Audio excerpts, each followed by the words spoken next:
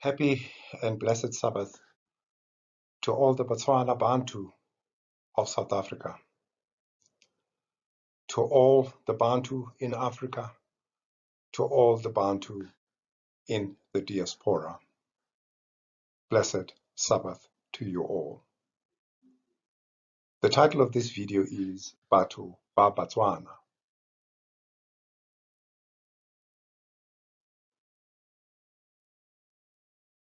Let me get rid of a possible misconception about the videos that I make about the BaTswana. The BaTswana are but just a unit of the Bantu.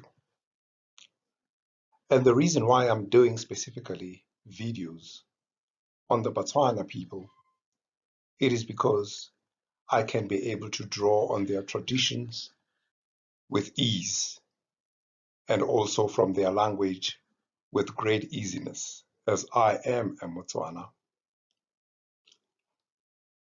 And therefore, it is very easy to use Setswana and compare it to Paleo-Hebrew and see how these two languages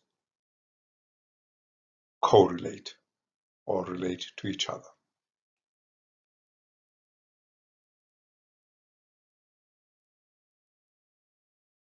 In order to reveal the secrets of who the BaTswana Bantu are, I'm going to look at the Paleo-Hebrew letters of the alphabet together with its concomitant pictographs.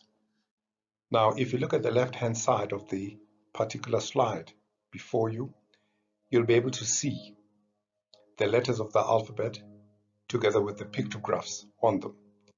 Now, when you read the letters of the alphabet, you start from the right to the left. Now, let us start off and look at these letters of the alphabet. A, Ba, Ga, Da, Ha, Wa, just to mention a few. These, to a Motswana person, are very familiar words. Now let us go to the word MOTHO and Batho and try to relate it to the Hebrew alphabet. MOTHO, when you pronounce it, you do not say MOTHO, but you say MOTHO, as if the O is a U. The same applies to Batho. The O sound in Batho is pronounced as a U, just as you would in umuntu when speaking in the isiXhosa Bantu language. Now, when you write as indicated, in Hebrew, you write from the right to the left. Now, let us look at the word ba. In Setswana, ba refers to plurality. And if you look at ba in the Hebrew language, or in the Hebrew alphabet, it is the second letter of the alphabet. Ta in the Hebrew language, or the Hebrew alphabet, is the 22nd letter. But there is also a letter that is similar to ta, which is ta, and it is the 9th letter of the alphabet.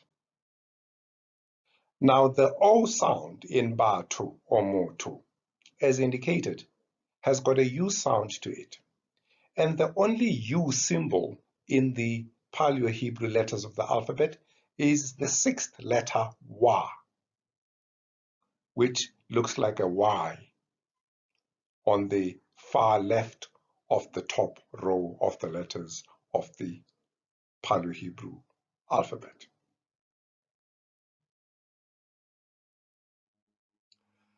Let us then break down Batho,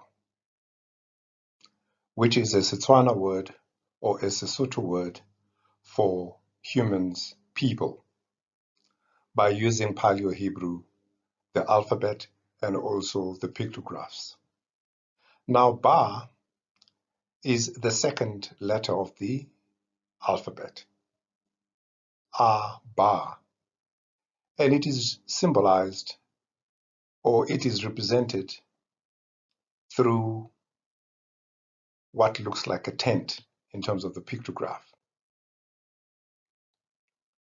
Now, when we move on to the middle component of Batho, which is ta or ta, we can see ta is actually the 22nd letter of the alphabet, and the symbol or the pictograph that goes with the letter ta is the cross. But also you can see from the 9th letter of the alphabet, which is ta.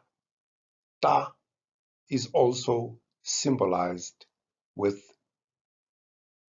a cross, or the pictograph that symbolizes a cross, or that represents a cross, even though the cross is actually encircled. And then, as indicated, with regards to O, or MOTHO, O, the sound doesn't come out as O, but rather as U. Therefore, if you look at the U symbol in the pictograph, it is represented by the letter of the alphabet Wa, which is the 6th letter of the alphabet. Now, Batho, if you look at the different pictographs, we have a house, we have a mark, and we have a Y, a U, or something that looks like a hook.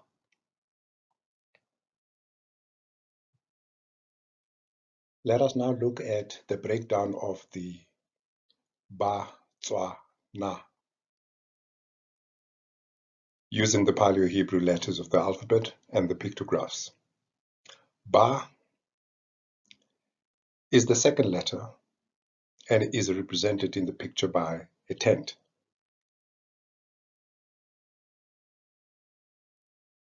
Ta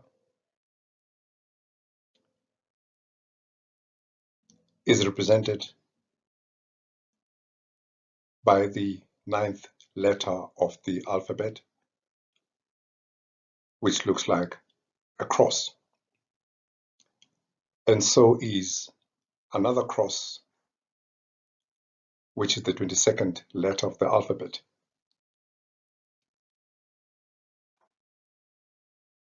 Now, in Genesis 17, verse 9 to 14, the mark of the covenant that is identified there is circumcision. The picture that I showed you right from the beginning of the BaTswana initiates symbolizes the mark of the covenant. So the BaTswana people have the mark of the covenant. And then Sa is the 19th letter of the alphabet. And if you look at it, you can see the symbol there is represented by a pin or something that looks like a peg or something like a hook. And then lastly, we have Na. Na is the 14th letter of the alphabet and is represented through what looks like a seed or a sperm, because a sperm in the Bible is made mention of as being a seed. Now, the BaTswana, if you look at the wording of the word BaTswana and the breakdown thereof by using Paleo-Hebrew, you can be able to read into the word BaTswana as follows. The BaTswana are the house of the seed who have the mark of the covenant. Now the question will be, whose seed are we talking about? This cannot be any other seed but the seed of Abraham, Isaac, and Jacob.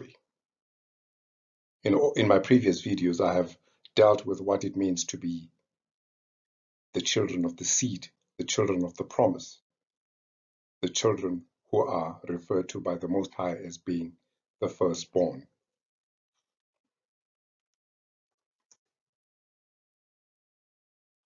On this slide, I am reconfirming what I said in the earlier slide, but I'm using in this particular instance a more easier format that a Motswana person can be able to relate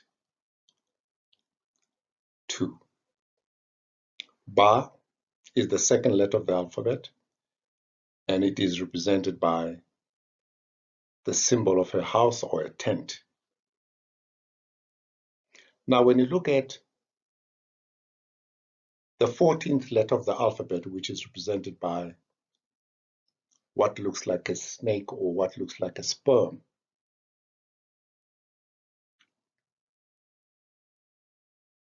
Na is a seed. Nawa in Hebrew refers to seed.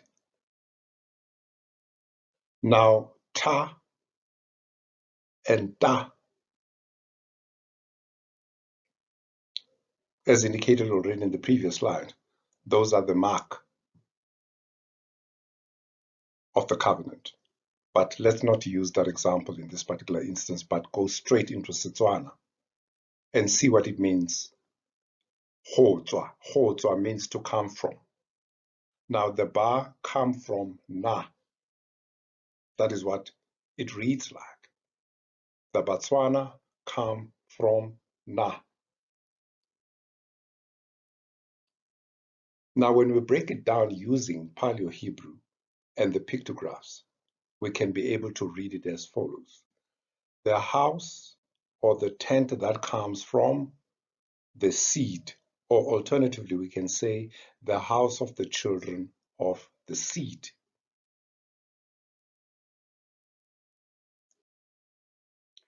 This particular slide, this seeks to equate Tsanan with Botswana.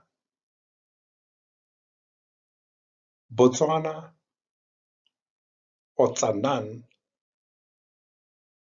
is found beyond the rivers of Kush. This is the land that Moses could not go to, but was shown by the Most High in Genesis. Tsanan is very similar to Tswana. And Tsanan, according to Strong's Concordance, in H6629, read together with H6630, refers to a town in the land of Judah, which was a land for pasture. Now, when you compare that with the BBC report in 2014, that cattle outnumber humans in Botswana by over 1 million, there is a correlation there.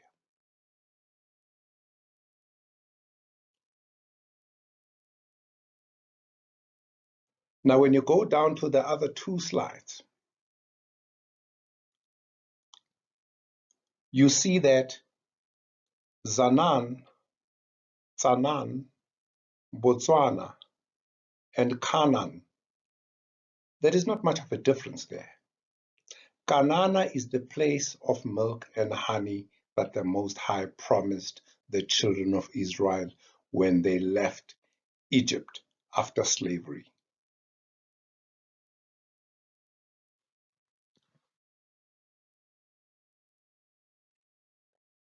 With all that said, I conclude. Pula Nala. Please share the video, like the video, and please subscribe to my channel. Thank you.